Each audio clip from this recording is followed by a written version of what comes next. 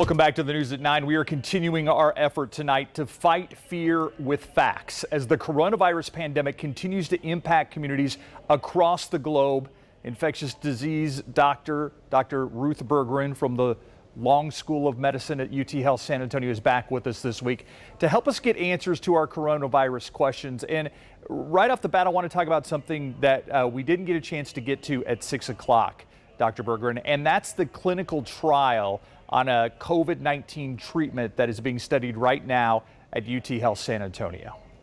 Well, Steve, that news is one of the bright spots of our week. We're all very proud of our colleagues at the Health Science Center that have stood up this trial. We're looking at the drug called remdesivir. It is an antiviral drug that has been used in humans for various reasons, but has not yet been FDA approved. And it inhibits the replication of the coronavirus at an early stage in viral replication. So the clinical trial is being done at 75 different sites across the country. They're looking to quickly enroll about 440 people. That's all told. And this trial will tell us really how effective remdesivir is. And so we're very proud to be able to offer that to patients who are eligible for it at University Hospital. There's another site in the city, I believe at BAMC, that is also offering this trial. And to date, we have 6 people that I'm aware of that have been enrolled and possibly another one tomorrow. So we should be learning soon, in a matter of weeks and certainly months, whether remdesivir is a hopeful treatment with good outcomes for coronavirus. Yeah, that is a bit of good news in the midst of all of this. Another thing I want to talk about is when we talk about flattening the curve, are you seeing signs at all that that may be happening or projections that that may be happening in San Antonio and South Texas? So the numbers that are rolling in over the last few days are causing us to become cautiously optimistic that the curve may in fact be flatter. We are not New Orleans, we're not Detroit, we're certainly not New York City. We're not seeing the skyrocketing numbers of cases. You know what those numbers are. You know that we've had already too many deaths here in San Antonio, but we don't seem to have runaway epidemic. And I think that is evidence that these social and physical distancing measures really do make a difference. And what it means is now we have some data that can be plugged into various models, and I've looked at several of those, and I've seen estimates that the peak of our outbreak could happen in late May, early June, and even another one, and that would be for Texas. And I've seen another model suggesting that our peak might not come till July. And I believe that sounds like a long time, and I appreciate that. But the good news is the height of that peak is so much lower than it otherwise would have been that we can reasonably hope that we'll be so well prepared that when we do have that surge, the number of cases that need ventilators and ICU care will not exceed our capacity. And that's what we're working so hard to ensure, is that when we do see our surge, our hospital and our healthcare workers are not completely overwhelmed. Are you happy with how the city and the county officials are working together to make sure everybody is ready for when that surge comes, if it's in 2 weeks or in 2 months? I have to say that I really am proud of San Antonio. We're known for teamwork, right? The Spurs, one team, one dream. And I have been involved with the county. I see the county working with the city. There is the South Texas Regional Advisory Council, the Emergency Operations Center, Metro Health, the chief medical officers of all of the various hospitals, people coming together, having regular meetings with committees on various aspects of this emergency response, helping each other, guiding each other to resources, collaborating on testing. And it's incredibly complex, and we can drop the ball sometimes because we're human beings, but there's such goodwill and there's such an intensity of focus that I feel very proud to be part of this city's response. Are you seeing a problem at all with people hoarding medicines? I mean, we've heard a lot about the run on toilet paper, the run on paper towels and bleach and disinfectants. Are you hearing or are you concerned about people hoarding medications? Well, I know this is the case because this afternoon I was conducting a telemedicine clinic and I needed to order the drug azithromycin for one of my patients who needed it for his HIV care. And I was told by the pharmacist at CVS that they were completely out. And I had to wind up finding an alternative dosing schedule for this patient. And that never happens. We don't run out of azithromycin in this city. So that simply means to me that people have been prescribing large amounts of azithromycin, perhaps anticipating, and that means that drug isn't available for others who need it for other reasons. We know this is happening for patients with lupus.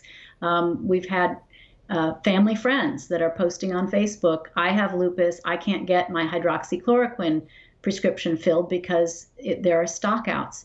And so this is really not justified, and we need to not have people storing and hoarding medications that they don't need, because it makes it impossible for us to treat people who really need it for a variety of reasons, not excluding people that are in the hospital that can't get on the remdesivir trial, that we need to have something to treat them with. Right, and the two medications that you were talking about are medications that have been rumored to help fight COVID-19, but have not been proven to fight COVID-19, correct? They've not been proven. To say that it's rumor is not quite right. There are non-peer-reviewed reports in non-peer-reviewed medical literature that give some indication of potential benefit. But these drugs also have side effects, and they have serious side effects when used together. They can lead to a heart arrhythmia, and they should not be used outside of a physician's supervision. Yeah. And we have very strict and specific guidelines for how these medicines should be used, if at all. Yeah, so that's a big concern for you, that people are using those medications and maybe shouldn't be. Yes, it is. I think people are using them willy-nilly without a physician's supervision. They are at risk of having toxicity to their heart, overdoses, drug-drug interactions, and also preventing people who really need these drugs for other reasons from having access to them. Final question for you. How do you take care of someone who is sick and may or may not have been diagnosed with COVID-19? So let's say that this person has signs and symptoms that are strongly suggestive. So the fever, the sore throat, the dry cough, even a little bit of breathlessness, whether they are waiting to get their COVID test back or whether they were simply told by their doctor to presume that they have COVID and go home and stay home, they need to not just quarantine, isolate themselves. That means that in the home, that person needs to be kept taken care of in a bedroom that's separate from other people, if at all possible. They need their own bedroom. In homes where it's possible to have your own bathroom, they should have their own bathroom. When they're in there, they need to have the door closed, and they should only have one person in that family or in that household providing care. When that person comes in to provide the care, they should put on a mask. And ideally, if it's possible, the patient who's being cared for should put a mask on as well. Gloves are a good idea for the folks that are providing the care, especially when they go and clean up after the sick person. And of course, careful removal of those gloves and meticulous hand washing for the 20 seconds that's recommended is really, really important. So when the person starts to feel better and they want to come out of their room, they should put a mask on, and they should practice the social distancing guidelines, even in their own homes with their own families, to protect the others. And then we have specific guidelines for when it's safe to go back out into the world. And you need to have been home in isolation for at least 7 days from the start of your symptoms. And then after that 7 days, you have to have had 3 full days, 72 hours, with no fever, and certainly a reduction of your symptoms. So if you can meet those criteria, you've been out of circulation for 7 full days since you got sick, and on top of that, you've had 72 hours with no fever and your symptoms are diminishing, then you can go out and about. There may be some people that after fulfilling those criteria are still coughing. You know, all of us, when we get colds, sometimes we cough for weeks and weeks. That could happen. And if you are one of those people and you fulfill the criteria, but you're still coughing, you should wear a mask when you go about in public. As always, for the 3 weeks that you and I have been having these conversations, I'd like to give you the last word, and I want to do that tonight. What do you want to leave our viewers with on this Tuesday night? So stay home, work safe, save lives. And remember, we are San Antonio. We're working together. We're a team, just like the Spurs. One team, one dream. What's our dream? Our dream is flattening the curve and saving lives. Thank you, Steve. All right. Dr. Ruth Berggren from UT Health San Antonio, thank you. We'll be right back.